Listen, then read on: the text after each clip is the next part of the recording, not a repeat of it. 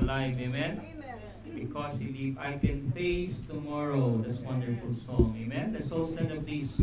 Let's open our Bibles by this time in the book of Joshua, chapter number 4, verse number 1 to 7. We'll be reading verses 1 to 6 responsibly, and in verse number 7 all together. I'm glad to see all of you worshiping the Lord, Spirit and truth. Are you happy this afternoon? Amen. Amen. Praise the Lord. Let's read verse 1 to 6 responsibly, and in verse number 7 all together. Joshua chapter 4, verse number 1 to 7. Are you there, church? Amen. Verse number 1, it came to pass, when all the people were clean passed over Jordan, that the Lord spake unto Joshua, saying, Take the all of the people out of every tribe and land, and command ye them, saying, Take you hence out of the midst of Jordan, out of the place where the feet stood firm, 12 stones, and ye shall carry them over with you, and leave them in the lodging place where ye shall lodge this night.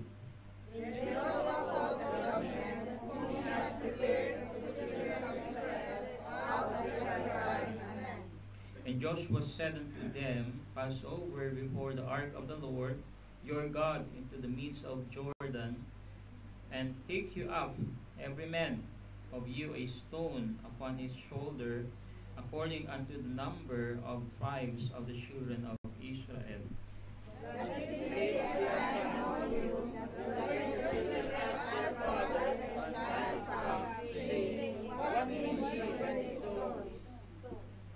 Verse number 7, all together. Then ye shall answer them that the waters of Jordan were cut off before the ark of the covenant of the Lord. When it passed over Jordan, the waters of Jordan were cut off, and the souls were made of the memorial unto the children of Israel forever. Let us pray. Heavenly Father, we are thankful for the passage that we have read, Panginoon, at po'y napakagandang halimbawa upang aming pong maalala, Panginoon, ang iyong pong kabutihan sa aming pong mga buhay. At nawa, Panginoon, mensahe po nito, bigay po sa amin ng encouragement, Panginoon. Ito po ay gamitin niyo po upang kami po ay lumago, tumatag ang aming pananampalataya, Panginoon. Na kami po naglilingkod sa isang buhay na Diyos. Saan ay kaya po kami ilagay sa nais niyo po sa aming pong buhay. Mang po, Panginoon, sa ibang lugar o dito po sa lugar po nito ay maaari niyo po kaming gamitin, pagpalain kami po, Panginoon, ay gawin niyo pong, Panginoon, sisidlan ng pagpapala upang kami po ay lingkod din po, Panginoon, sa inyo, at kami po, Panginoon, makapagbigay po ng encouragement din po sa iba. Nawa, Panginoon, ang inyong banal na Espiritu ang siyang patuloy po na gumabay po sa amin habang kami po mag-aaral niyo pong mga salita. Langisan niyo po ang aking pong bibig, niyo pong mga salita, Panginoon, mumutawi sa aking pong labi, Panginoon. Ito pong aking dalangin sa pangalan ni Jesus. Amen and amen. You may be seated. Joshua chapter 4, we can see from this chapter that they have already passed over the river of Jordan. At ito po ay isa pong yugto kung saan ay masasabi po natin na katagumpayan po sa paglalakbay po nila sa wilderness for 40 years. At habang sila po ay natapos sa kanilang paglalakbay ng 40 years, ito naman po ay simula ng kanilang pong pagkuha ng kanilang lupa na kung saan pangako po sa kanilang Panginoon, which is the Promised Land. At ito po ay sa pong yugto na kung saan ipinakita po muli ng Panginoon ng kanyang kapangyarihan. Ang pagtawid po sa Jericho ay napaka-importante sapagkat sila po ay papunta na po doon sa kanilang lugar na kung saan ay mananatili po sila doon at hindi na po sila maglalakbay ng marami pang taon. Kaya po ang chapter 4 po ng Joshua ay makikita po natin na ang Panginoon ay nag-command po sa kanila na kumuha po ng bato, no? Galing po doon sa river and dalhin nila doon sa other side, no? Which is yung pong lugar na kung saan ay kanila pong pagkakampuhan at doon po ilalagay ang 12 stones upang kanila pong maalala tuwing sila po ay dadaan dito sa lugar na ito kung paano sila tinulungan ng Diyos na dumaan from Shittim, no, from the land of Moab unto the land of Canaan. Okay, so nakita po natin dito mga kapatid, no, na ang Panginoon po ay nagbigay ng mga lesson na pwede po natin gamitin sa ating pong buhay. Tayo po bilang isang Kristiyano, we are also in this kind of situation so many times in our lives. We are also in some point of our lives crossing the Jordan River of our lives. Where it seems like that this is impossible. It is impossible for us to go over and to step forward for the will of God into our lives. So maraming pagkakataon po, meron pong mga harang, may hadlang, meron pong mga sitwasyon na kung saan ay nagiging balakid para po tayo ay lumago bilang isang Kristiyano. Marahil makuha natin yung blessing na ipinipray po sa atin ng Panginoon. There are some trials na mararanasan po natin before we can get the blessings.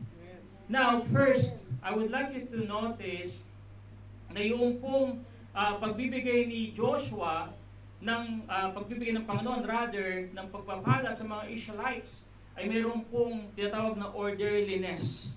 Ang Panginoon po ay hindi magbibigay ng pagpapala kung ito naman po ay mailalagay natin sa maling lugar o maling paggamit sa mga pagpapala na binigay sa atin ng Diyos.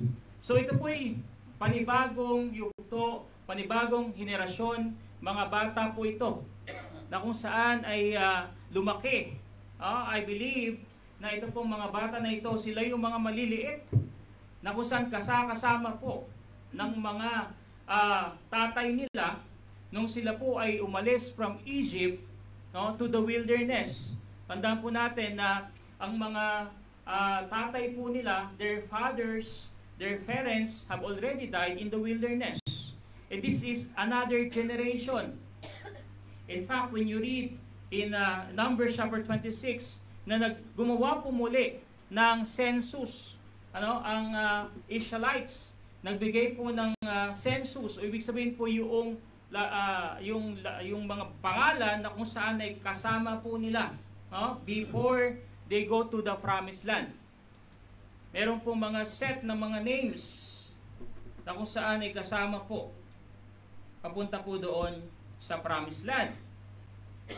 First, makikita po natin dito yung pong pinakita po ng Panginoon sa kanila that before they went to the Jordan River, before they pass over the Jordan River, there must be obeying. They must understand the importance of obeying. Sapagkat ang mga nauna po na henerasyon, sila po ay hindi sumunod sa Diyos. Sila po ay naging rebelde sa kanila pong leader. Sila po ay naging rebelde sa kanila pong Diyos. Kaya ito pong new set of generation, the Lord wants to make this sure that this new generation will not do the same mistake that their father have done. Kaya po, tinuruan po sila kung paano po mag-cross ng Jordan River. I believe there's an importance of leadership. Amen. Meron pong importansya ng leadership. Kaya makikita natin kung sila po ay hindi nagkasundo na sundin yung instruction na sinabi sa kanila ng Panginoon, and the Lord gave it to Joshua, and Joshua tell it to the leaders of the Israelites, and the leaders of Israelites also pass this to the people of Israel, mga kapatid, ay makikita natin na hindi sila makakatawid ng Jordan River. Just imagine kung ang bawat isa po ay mayroong sariling plano. Ano nangyari sa natanggal? Sige lang po. Natanggal na yung mga ano ba yan? Australia tsaka natanggal sa mapa. So, meron pong obeying na tinatawag. Ibig sabihin mga kapatid, no, yung pong yung pagsunod natin ay napaka-importante sa Panginoon. Pagsunod natin sa instruction ng Panginoon sa atin, instruction ng leader sa atin, no, para po tayo makausad kung saan ang Panginoon ay gusto ng Panginoon pumunta tayo. Ngayon makita po natin mga kapatid, na kung ang bawat isa sa kanila ay merong sariling direksyon. Ako'y maniniwala mga kapatid na hindi sila makakatawid ng Jordan River. Hindi sila makakatawid ng kanila pong lugar kung saan sila dapat pumunta. Yung nga pong iba, mga kapatid, na tribe, ang sabi nila, dito na lang kami. Ayaw na namin pumunta doon sa another side sapagkat okay na kami dito. Pero ang sabi ni Moses, sabi niya, mabuti ba na ang inyong mga kalahi o ang inyong mga kapatid ay pupunta sa gera at kayo ay mananatili dito? Ibig sabihin po mga kapatid, there must be a leader that needs to stand up and direct the people of God in whatever direction He wants to go. Kaya po dito mga kapatid, nakita natin yung obeying In Joshua chapter 3 verse 5 to 7. Joshua chapter 3 verse 5 to 7. Ang sabi ng Biblia, and Joshua said unto the people, sanctify yourselves, for tomorrow the Lord will do wonders among you. Remember mga kapatid, wala pa sila doon sa pagtawid sa Jordan River. Okay, andun pa sila sa land of Moab. At makikita natin dito mga kapatid na sinabi na ni Joshua, meron siyang pananampalataya na bukas magpe-perform ang Panginoon ng miracle na hindi nyo pa nakita. Magpe-perform ang Panginoon ng miracle, wonders, upang tayo ay makapunta doon sa another side. And sabi po niya dito, verse number 6, and Joshua spake unto the free saying, take up the ark of the covenant and pass over before people. And they took up the ark of the covenant and went before the people. Meron pong order, nauna po yung mga priests na kung saan ay tangan-tangan po nila yung ark of the covenant. Just imagine mga kapatid, no? Sila po'y tumatawid. At hindi nila alam kung paano pong tumawid. This is the first time, no? Na tumawid sila doon sa Jordan River. Pero mga kapatid, sabi niya, verse number 7, and the Lord said unto Joshua,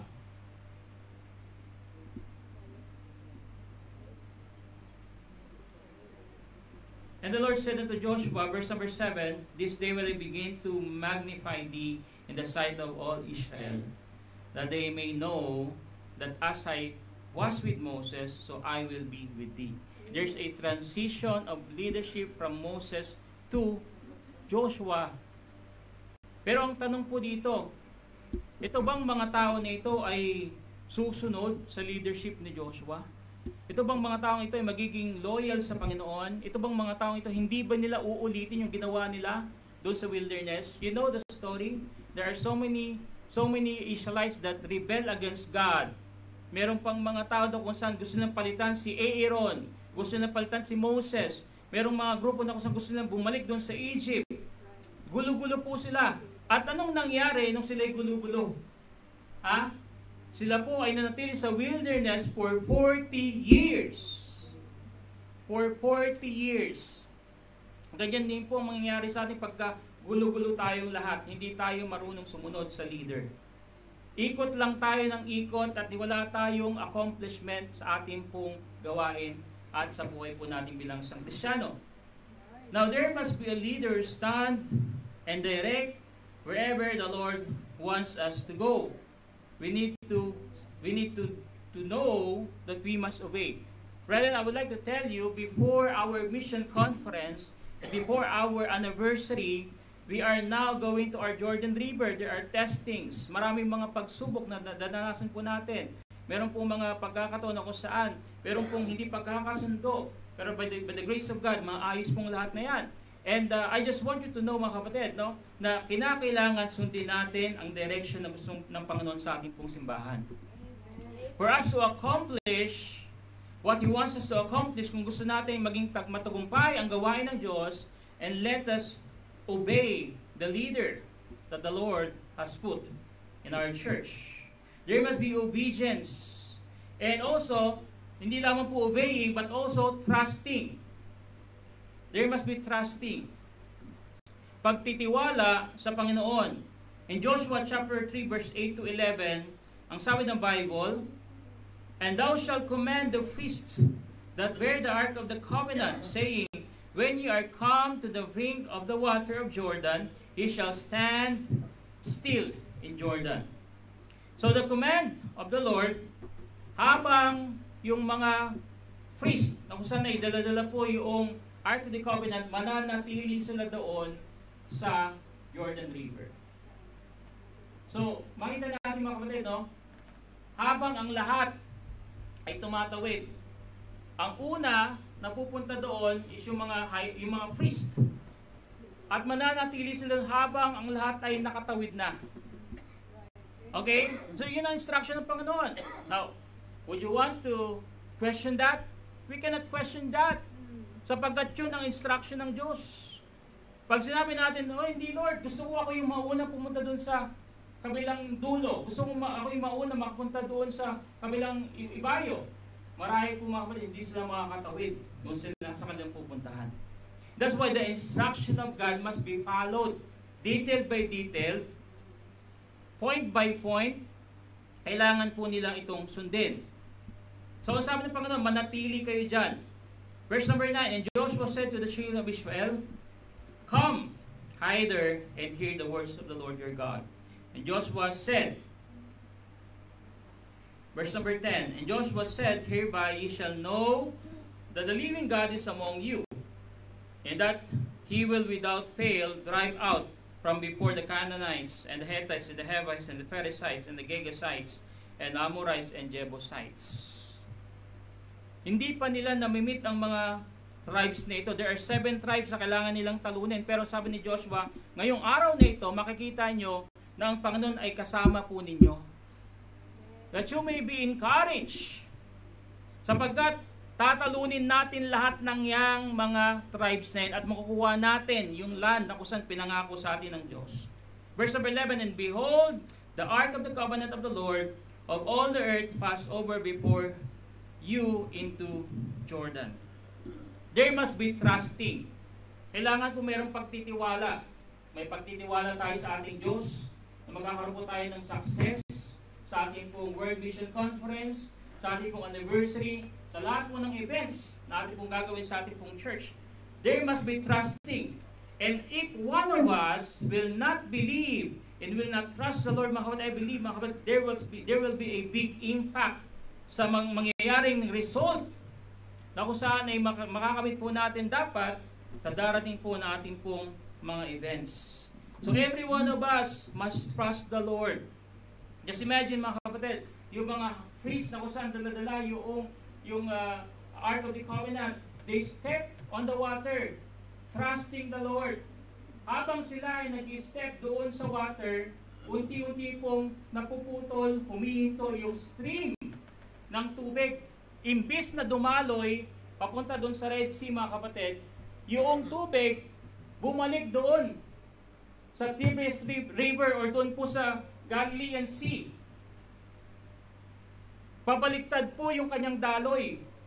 Kasi po ang Jordan River, it is a stream from the Galilean Sea to Jordan River to the Dead Sea. Yun po ang daloy niya, yun ang normal na daloy niya, pero sa Panginoon po walang imposible mga kapatid.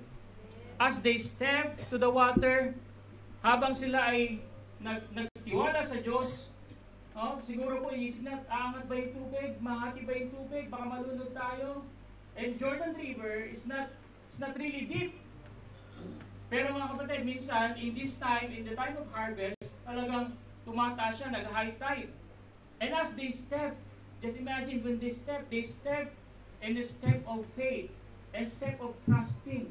Habang sila yung nag-i-step, nakikita nila, tumitigil yung tubig. Nawawala yung tubig at nagiging tuyo. At sabi ng Biblia mga kapatid, sila ay lumakad sa tuyong Jordan River. And you can see mga kapatid, ganun po ang miracle na binigay sa kanilang sapagkat meron silang what? Obeying.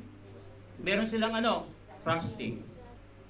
Okay, so before they go to the biggest battle that we ever have, wala pa silang biggest battle except na meron silang mga few battles when they are in the wilderness, pero these are big battles that they are already settled in a place, the tribe of Jebusite, Hittites, yung mga Canaanites.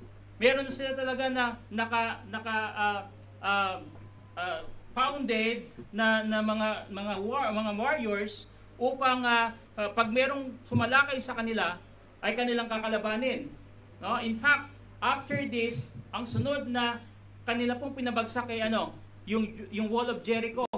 Di ba? Yung Wall of Jericho na kung saan napakataas.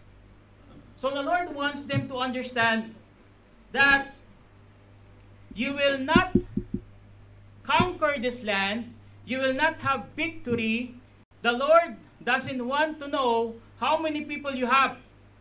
The Lord doesn't want you to know how many military people you have. The Lord doesn't want to know kung gaano kalakas ang inyong pwersa bilang isang military na kung saan ay kilalaban. But He wants you if you trust Him. Sapagkat magkakaroon lamang sila ng tagumpay kung sila ay magtitiwala sa Panginoon.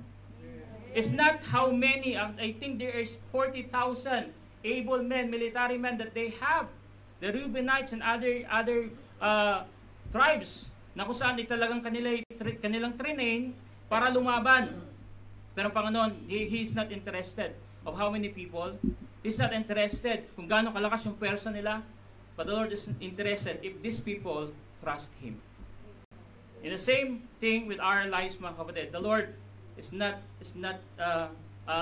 He doesn't want to know if kung tayo po ay maraming pera, meron ba tayong kakayanan bilang isang simbahan, meron ba tayong maraming tinatangkilik sa buhay.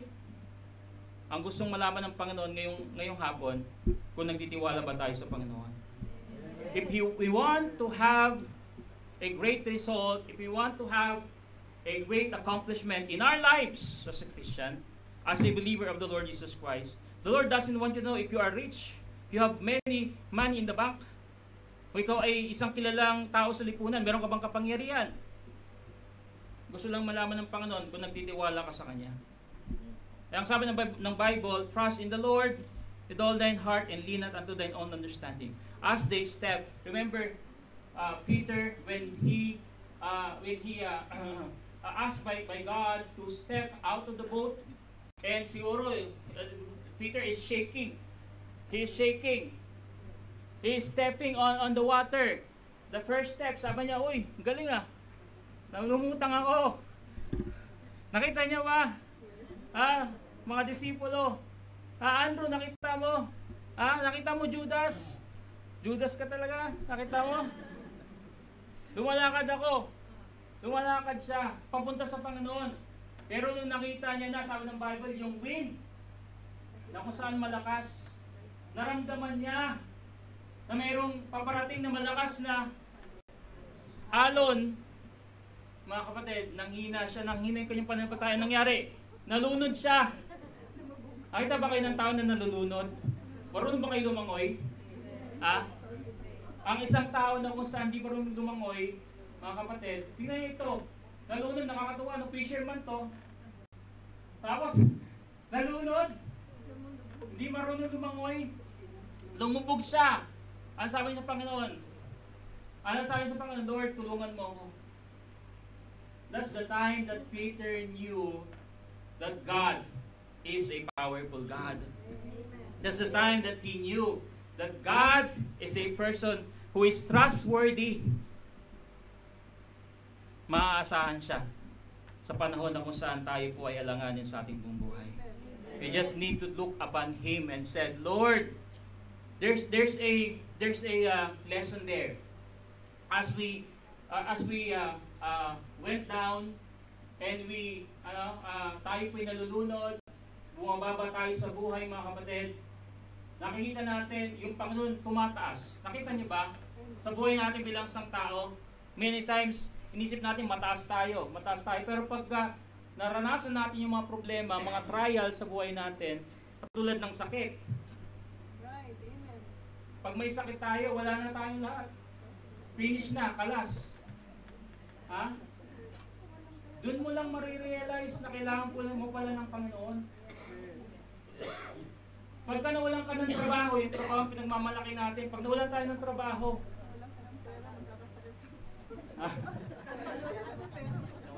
Connected pala yun, no?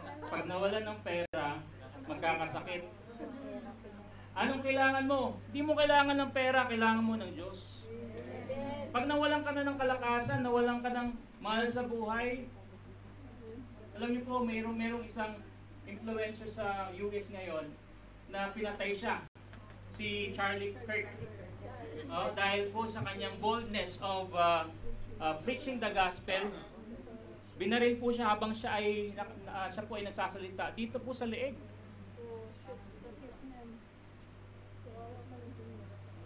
And you know what? I cried to the Lord, even he is not the same group that we have, he is still preaching the gospel. Naawa ako sa kanya. And I said, Lord, ganito lang ba kadaling kunin yung buhay ng isang tao? And we will see the people around us na marami mga namamatay. Doon pa lang sa Nepal, di ba marami nang namatay? I think 24 na because of nangyaring gulo, mga riot, rally. Yung mga politician nila doon, binabato nila.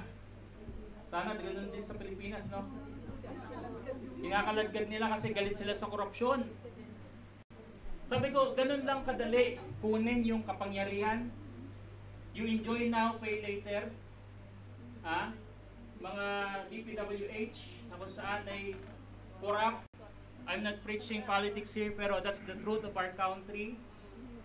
Ganun lang kadali, no? Habang tayo ay naghihirap, yung iba ay nagpapakasaya. Ganun lang kadali. Kunin ng Panginoon lahat ng ating kapangyarihan, lahat ng ating mga resources. Ano tayo sa harapan ng Diyos? Sabi ni King David, who art thou? That, sabi niya, sabi na pang, what is man, rather, that thou art mindful of him? What is man that thou art mindful of him? Ano ang tao na lagi mo siyang biruin niyo po mga kapatid, ang Panginoon na lumikha ng langit at lupa ng buong universe, mahal ka. Iniisip ka.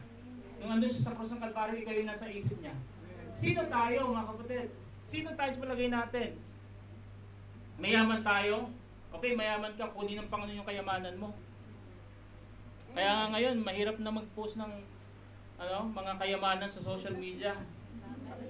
Napagkakamalang kang kontraktor. Sabi nung isa, yung nagpakilala ng boyfriend, sabi niya, Tay, boyfriend ko po. Boyfriend mo yan? Anong trabaho mo? Mapapakain mo ba yung anak ko? Anong gusto nyo magandang pinabukasin bibigyan mo sa kanya? Sabi ng lalaki, tatay ko po kontraktor. Sige. Kain ka. Kontraktor pala to. Jackpot, sabi niya. Jackpot ka na. Pag kontraktor ngayon, mga mayayaman. Yo, Brother Faye.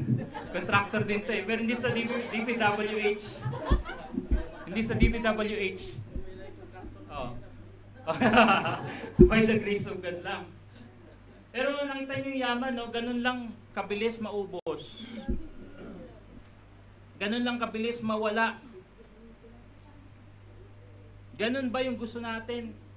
I-define natin yung sarili natin na tayo ay nagtiwala sa pera, nagtiwala tayo sa riches, nagtiwala tayo sa talpay, mga kapatid. I would like to tell you this afternoon that it's time for us to trust God. Than riches. Huwag ka magtiwala sa pera mo. Huwag ka magtiwala sa trabaho mo. Magtiwala ka sa Diyos. Kapag nagtiwala ka sa Diyos, lahat ng bagay na yan ibibigay sa iyo ng Panginoon. Sapagkat kung hindi ka magtitiwala sa Kanya, mga kapatid, yung mga bagay na meron ka, kukunin niya yan. Kung ikaw ay hindi nagtitiwala sa Panginoon, pipilitin ka na pa, bibigay ka sa isang sitwasyon, ilalagay sa sitwasyon na kung saan ay mapipilitan ka magtiwala talaga sa Panginoon. Wala ka ng ibang choice eh. Pag wala ka ng trabaho, sino tatakbuhan mo? Yung company, yung boss mo? Ayaw ng boss mo sa'yo. Pag tinagal sa trabaho, pag tumanda ka na, wala ka ng lakas, sino pupuntahan mo?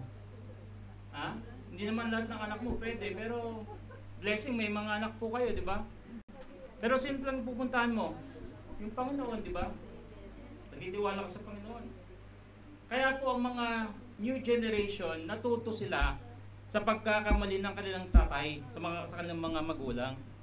Sabi nila, hindi na nila uulitin yung ginawa nila kay Moses. Nakita nila yung parusa ng Diyos, paano sila pinatay, paano sila pinahirapan, paano sila pinalo ng Panginoon. And we will not obey and trust the Lord, we will be also chastised by God. Hindi lamang po obeying, hindi lamang po trusting, meron po tayo tinatawag na teaching. It's not only important for them to pass over the Jordan, but it is also important that they teach their children. Kaya nga merong stones of memorial. Bakit? Sapagkat kapag ang mga bata ay nagtanong, sabi niya, ano tong mga bato na ito? Sabi ng Panginoon, sasabihin mo sa kanila, ito ang memorial, ito ang patunay na kung saan kami tinulungan ng Panginoon makatawid sa Jordan River. There is a teaching. Hindi lamang po mga magulang, hindi lang po parents, na kung saan ay tayo ay magbibigay ng ating pong pangangailangan ng inyo pong mga anak. Amen. Kinakailangan niyo po yung kanilang spiritual na pangangailangan ay may ibigay niyo rin po sa kanila. There must be trusting, there must be also obeying, there must be also teaching. Make sure that the next generation knows that their God that they are serving is a living God. In Deuteronomy chapter 6 verse 7, alam niyo po, before the Bible was given to us in the time of the ancient, ang kanilang source of faith is by only oration. Pagsasalita lang. In fact, mas mabilis silang natuto magsalita kaysa magsulat. So, ang way of teaching in those times is just oration. Wala pang school noon. Ha? Wala pang mga paaralan noon. Sino ang tuturo sa mga anak nila? Yung magulang. Tuturuan yung magulang magtiwala sa Diyos. At unang-una, mga magulang, hindi lamang po para mapagtapos mo lang yung anak mo, yun ang importante. Ang maganda po mga kapatid, yung mga anak po ninyo matuto sila na sila po ay naglilingkod sa Diyos na kung saan ay buhay. Amen. Dapat ma-share mo sa kanila yung way of salvation. Amen. Pananagutan po ninyo yan, mga kapatid, Right. sa Panginoon. Huwag mo sabihin kasi yung teacher niya sa Sunday school, sa Friday school, hindi tinuturuan eh. Huwag mong isisi sa teacher sa Friday school. First, ikaw muna magturo. Right. At yung mga Friday school teachers and Sunday school teachers, they will assist you para po sila ay lumakad sa matuwid. Sabi ng Bible, train up a child in the way that he should, that when he is old, he will not be far from it. Amen. You just look your pastor. Although we are not perfect, pero mga kapatid, pagka ikaw ay talagang na-train sa salita ng Diyos, kahit gumewang-gewang ka pa. I remember when the time that I backslide, nawala ako sa Panginoon. Pagewang-gewang ako, pero mga kapatid, salamat, merong salita ng Diyos. Merong pastor na kung saan nag-motivate, nagbibigay ng salita ng Diyos. At merong tatay na kung saan nagsasabi, bumalik ka anak, bumalik ka anak, bumalik ka anak. Ayoko pa, bumalik ka anak, bumalik ka sa church. Yan po ang kailangan ng inyong pong mga anak. Ang magulang na kung saan ay sila po ay ready para po paalalahanan ng kanilang mga anak na bumalik sa Panginoon. Train up a child in the way that he should go. And when he is old, he will not depart from it. Mawawala ka pero babalik ka ulit. Mawawala ka pero babalik ka ulit. Yan po ang tunay na kayamanan na may bibigyan niyo po sa inyong mga anak. Hindi ang salapi, hindi ang pera. Huwag niyong turuan ang inyong mga anak na kung saan magdepende sa pera. Kaya yung mga bata, huwag niyong sasanayin na bigyan ng mga pera, ng barya. Huwag niyong sanayin na kung saan bigyan ng, kasi magtitiwala lang yan sa ibibigay mo. Turuan niyo po. Sabi nga, give a person a fish and he will eat that for a day. But when you teach a person how to fish, and you will give him a food for a lifetime. Turuan niyo magtrabaho. Kaya mga kabataan ngayon, wala na. Hindi marunong Hugas. Kung ba alam bakit ayaw na ayaw natin maghugas. Kahit nung bata pa ako, talagang pagdating sa paghuhugas, si ate na lang, si kuya na lang.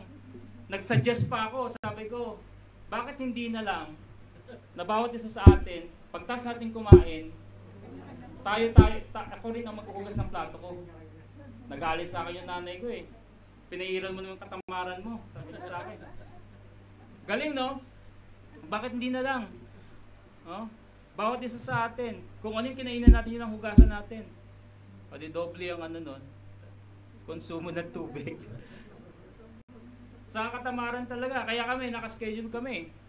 Monday, Sister Ethel. Tuesday, Sister Ethel. Wednesday, Sister Ethel. Thursday, Sister Ethel. Friday, Sister Ethel. Nakaschedule pero sa lahat. Hindi, joke lang. Meron po kaming schedule. Bawat kain, meron pong schedule. Tuesday, ikaw. Tsaka po, hindi kami sinanay na, lagi pong naasa sa magulang. Dapat po, marunong kami magplansya. Magplansya kami. Marunong maglaba. Hindi forever na malakas ang mga magulang. Kaya pagka hindi natin na-train ng maayos, lalaki sila ng mga suwail at sakit sa ulo. Biruin mo, hindi alam kung paano magsaing. Kung may sakit ka na, ikaw pa rin magsasaing. Diba? Hindi ka na makagalaw. Kaya po, train now. Train your children. At makikita po natin yan. Kinalaunan, magkakaroon po ng bunga. There must be teaching. Deuteronomy chapter 6 verse 7, and thou shalt teach them diligently unto thy children, and shalt talk of them, when thou sittest in thy house, and when thou walkest by the way, and when thou liest down, and when thou risest up. Ganun ka-importante, no? Yung kausapin ba? Ako believe ako kay Preacher Prine kahit malayo anak niya, lagi niyang kausap. Si Sarah. Pag may assignment, ina-assist niya. Kinakausap kasi importante yung conversation. Kasi mapipil nung bata na meron kang care sa kanya. Kaysa sa, yan mo na yan, kaya niya na yan. Pero ang sabi ng Bible, pag nakaupo kayo, kausapin niyo siya. When you are going to bed, sabi niya, kausapin niyo siya. Pag nasa bahay kayo, kausapin niyo siya. Sabi niya dito, and thou shalt bind them for a sign upon thine hand, and they shall be as frontlets between thine eye, and thou shalt write them upon the posts of thy house and on thy gates. Yung command ng Panginoon, sabi niya, dapat may turo mo ito sa mga anak mo. You give it to your daughters, to your son. Kasi ang Panginoon, in this time, gusto niya na maayos. Hindi na katulad nung dati na kung saan ay yung mga naunang mga tao, yung mga naunang mga lahi ng Israelites ay talagang sila ay rebelde sa Panginoon. This time, ang gusto ng Panginoon, kung meron mang susunod na generation, matuto na sila. Let's start all over again. This Jordan River is starting all over again. Meron ba tayong mga Jordan River sa buhay natin ngayon? Meron tayong mga bad past, meron tayong mga nakita sa buhay natin na talagang hindi katanggap-tanggap sa ating sarili sa Panginoon. Let us leave that behind and let us pass over the Jordan.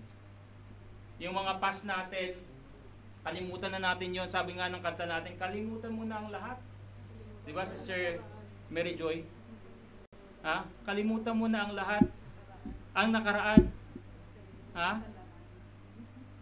So, mga kapatid, kalimutan na natin yung mga nakaraan. Meron tayong naranasan sa wilderness. Naranasan mo ng kamunduhan, tama na yon. Amen. Bilang isang Kristiyano, dapat ikaw ay maglingkod na sa Panginoon hanggang ikaw ay nabubuhay sa mundong ito. Yung alak, tapos na yan. Huwag ka nang lumaklak ng alak. Brother Nixon. Tapos na, kalas na. Graduate na tayo dyan. Huwag na yung sigarilyo. Huwag mo nang pahirapan yung baga mo. Alam niyo po yung lolo ko, he's a chain smoker. and he died with lung cancer. He would not stop. No? Tama ba si Sir Etil? Siya yung nag-alaga nung lolo namin Si Lolo Ninong is chain smoker. Yeah. Yun, gising na si Sir Etil. Amen. Chain smoker. Namatay siya with lung cancer. Kasi mga kapatid, alam niyo po, yung katawan na to, hindi ito pinapakusukan Dapat ginagamit ito para sa gawain ng Diyos. Yung atay natin, huwag nating sunugin ng alak. Paggamit natin yung katawan natin para sa Panginoon. Napaka-importante po mga kapatid to teach your children, to teach the next generation. What mean ye by the stones? I will be very fast. Number 1 point. It represents the testing from God. It represents the testing from God. Mga kapatid, this is the testing. If you can remember, mga kapatid, they also pass over the Red Sea. Napakalaki ng Red Sea. Ito, small lang ito. Makikita natin dito, mga kapatid, hindi sa pinahirapan ng Panginoon. Pero the same thing na pinalasan ng Panginoon. Kung sino ang kasama nila dati, si Moses, ngayon meron din silang leader which is Joshua. They are a new generation but they have the same God. Alam niyo po, meron tayong iba't ibang sitwasyon sa buhay natin.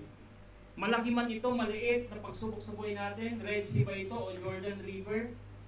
Mga kapatid, di natin alintana kung gano'n kalaki o maliit. But we know that we have the same God. Panibagong trial sa buhay natin bukas, but we have the same God. Panibagong buwan na naman next month, but we have the same God. Ang Panginoon po hindi nagbabago sa atin. Tayo ang nagbabago, mga kapatid.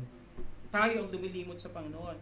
And the Lord wants them to remember by these stones, it represents of the testing of God. That one day, they crossed the river.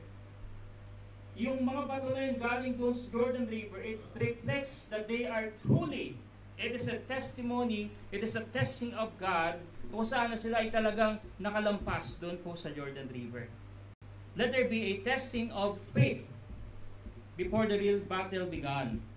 God wants them to test them of their faith to the Lord, kanilang pananampalataya sa Panginoon.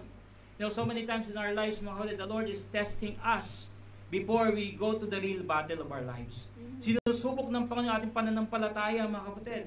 Pinapalakas niya ang ating pananampalataya. Kung saan, kapag tayo po ay nasa battle na, mga kapatid, ay magiging victorious po tayo. You remember Gideon? When Gideon fight for the Israelites, mga kapatid, ilang soldier ang meron siya? Ilang soldier ang meron ng si Gideon na natira? 300. 300 lang, mga kapatid. Makita natin dito na hindi po dahil sa kalakasan nila kaya sila makakapagpasakop ng kanilang o makukuha nila yung mga land of the promise of the Lord, but in their faith, in their trusting to the Lord. Sa buhay natin bilang isang Kristiyano, mga kapatid, hindi po alintana ng Panginoon kung gaano karami ang ating pong koneksyon, kung sino ang mga ating pong mga nilalapitan. All matters is if you have faith in God. Kung meron kang pananampalataya sa Panginoon. Number 2, it represents the truth about God. It represents the truth about God. Sabi ng mga bata, the children said, anong sabi ng mga children? What mean ye by these stones? Anong ibig sabihin ng mga bato na ito? These are just stones. These are just stones, mga kapatid. In fact, when I research, there are so many archaeologists na sinasabi, ito yung bato, ito yung bato, ito yung bato. Maraming mga nag-claim na ito yung bato. We don't know kung yun talaga yung totoong bato, pero it's just a stone. What mean ye, these stones? Ano ba yung mga bato na ito? It represents the truth about God. Nagpapakita ito ng katotohanan tungkol sa ating Diyos. In Psalm chapter 34, verse number 8. Letter A, the truth that He is good all the time. Amen? He is truth all the time. Mabuti ba ang Panginoon sa lahat ng pagkakataon? And this is the truth about God. In Psalm chapter 34, verse number 8, si Sir Gina, pakibasa. Psalms 38 verse 8, 34 verse 8 rather.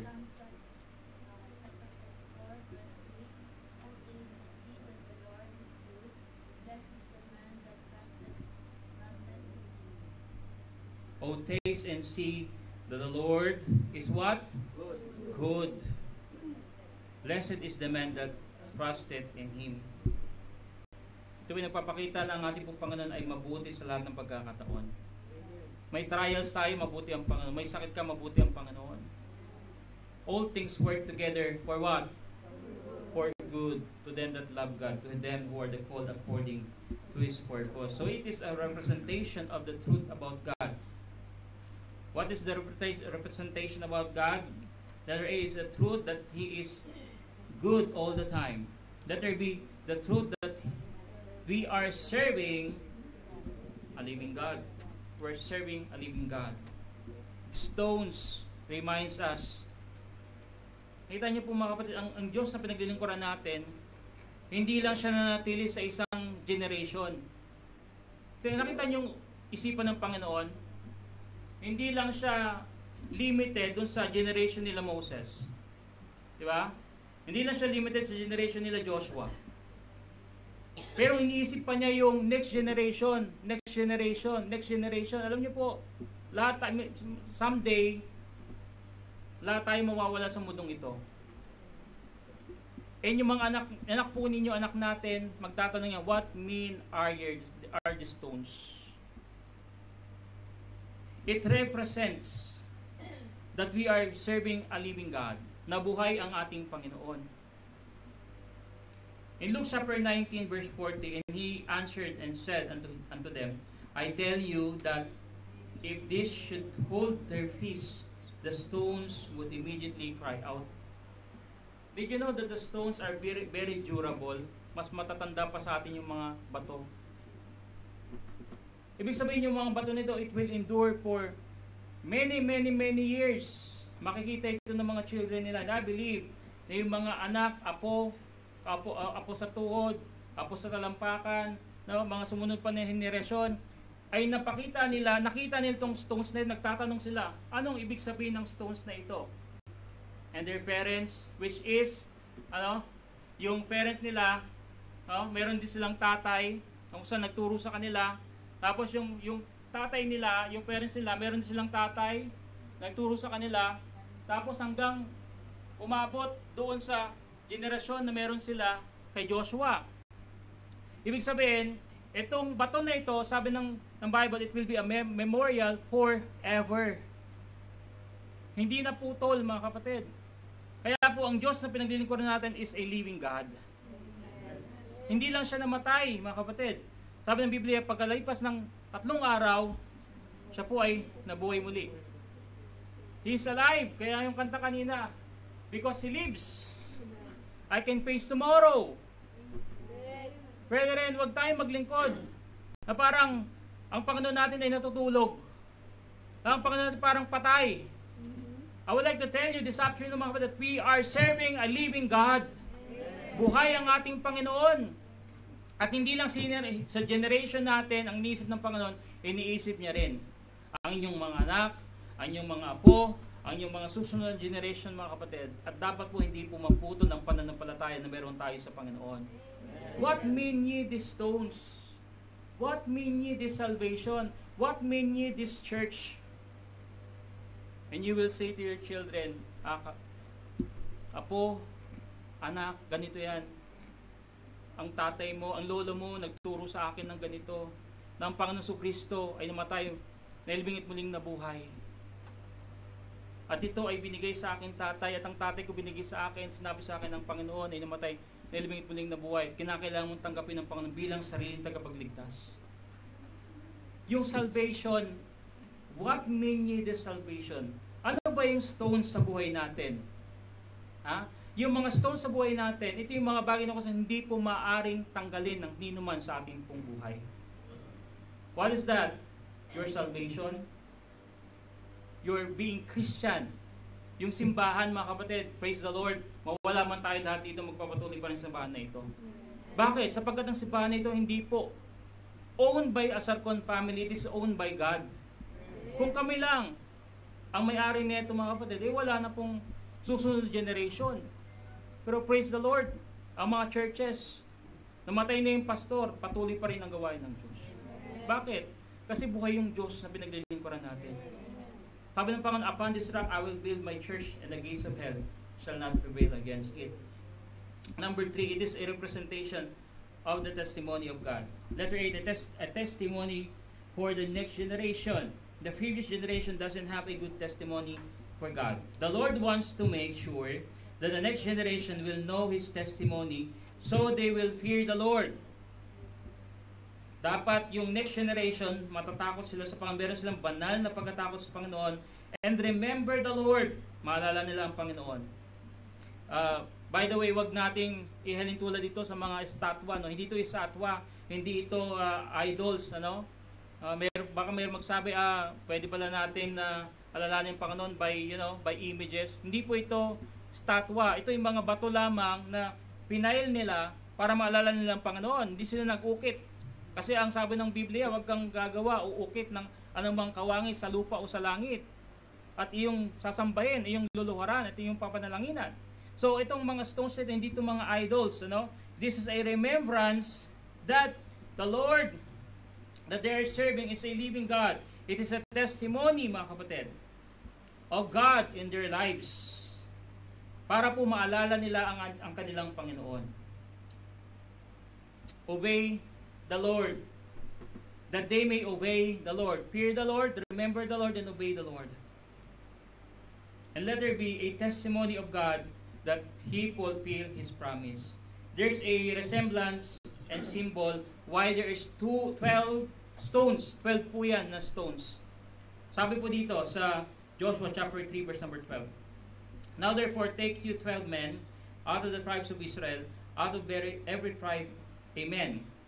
12 stones. Ilang tribe ang Israel? 12. There are 12 men who take the stones and put it on the ground. Ito po yung nagpapatunay, mga kapatid. Now the 12 stones signifies the 12 tribes of Israel, indicating that all tribes were passed through the Jordan River and no one was left behind. Alam niyo po, nagpaalala sa akin ito sa rapture. Nawa po, wala pong maiiwan sa atin. Nawa makakapunta tayo dun sa promised land, sa langit. Kaya po kung ikaw hindi paligtas ngayon, tanggapin mo ang Panginoon bilang sariling tagapagligtas. Dalawang bagay lamang po ang mangyayari sa atin na mapupunta tayo sa langit. Kung tayo po tumanggap sa Panginoon bilang sariling tagapagligtas, it is by way of death or by way of rapture. Kung hindi ka ligtas, maiiwan ka sa Shittim. Maiiwan ka dun sa Moab. Itong 12 stones na ito patunay na lahat sila, kasi meron silang representative na tao sa bawat tribe. That tribe, one man in one tribe, take the stones, house of Reuben, house of Simeon, house of Levi, house of Judah. So nagpile po yan hanggang 12. Yan ay patunay na wala pong natira ni isa sa kanila doon sa land of Moab. And that is why, mga kapatid, ganun din po dapat sa atin. Sa simbang ito, dapat po wala pong maiiwan ni isa sa atin. I pray to the Lord na lahat po tayo ay ligtas. Na kapag bumalik muli ang Diyos, hindi ka iiyak na nawala na si Preacher Prain, andito pa rin ako. O baka baliktad, ang pastor ang maiwan, mawala yung mga miyembro.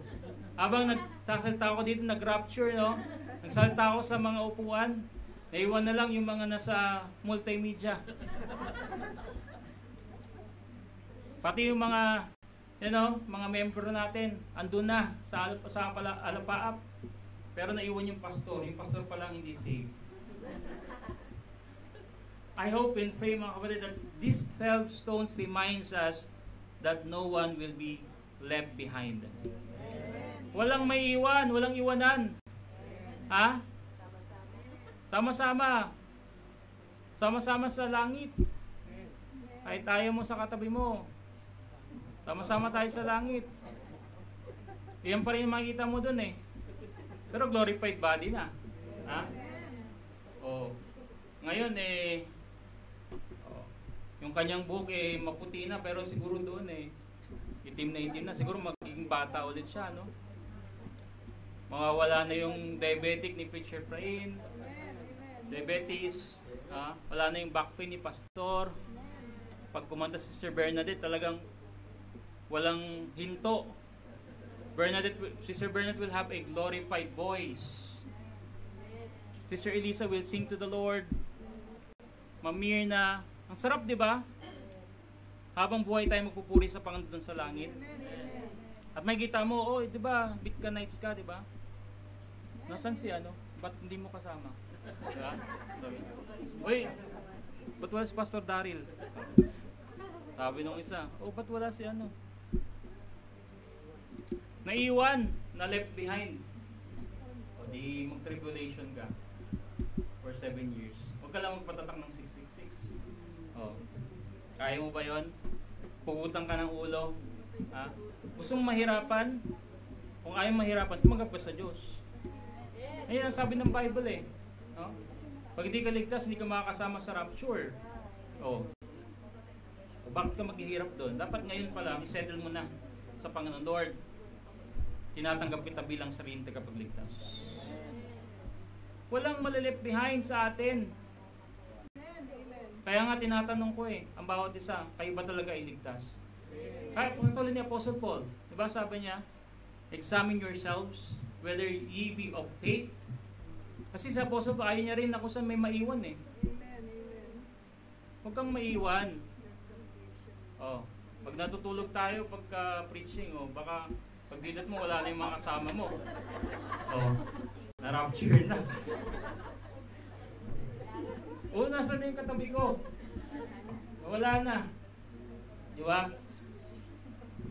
So, dapat po mga kapatid, isettle natin sa Panginoon. It represents the testimony of God. It represents that the Lord fulfill His promises. Mga kapatid, wala pong naiwan sa kanila. Kasama lahat. Nakatawid po sila. The testimony of the power of God. What mean ye by the stones?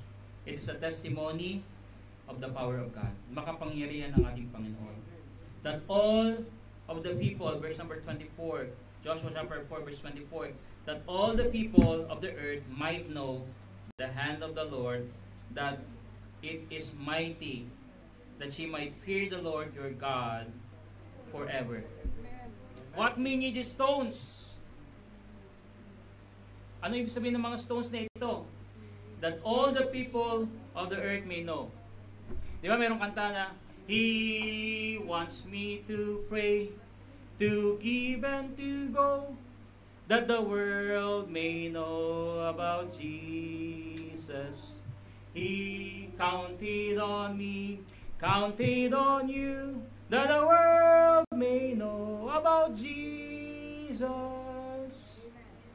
That the world may know about Jesus. What mean ye these stones? Anong stone meron ka ngayon? It may be your salvation. What mean ye these stones? Maybe it is represents your legacy. Anong maiiwan mo sa anak mo? Anong maiiwan mo sa apo mo? Walang ibang pinakamagandang maiwan sa anak mo, sa apo mo, kundi ang iyong pananampalataya sa Diyos. That is your stone. One day, kami ay nakatawid. Liligtas kami ng Diyos. That represents your legacy. The bigger trial we have, the bigger stones we have, mga kapatid. The bigger trial we have, we have a big testimony that the whole wide world might know that our God is powerful. That they may know Jesus. That they may know that you have a living God and you are serving a living God. In Ephesians chapter 6 verse 4, the Bible says, and ye fathers, provoke not your children to wrath, but bring them up in the nurture and admonition of the Lord. You know, John said in 3 John chapter 1 verse 4, sabi niya, I have no greater joy than to hear that my children walk in truth.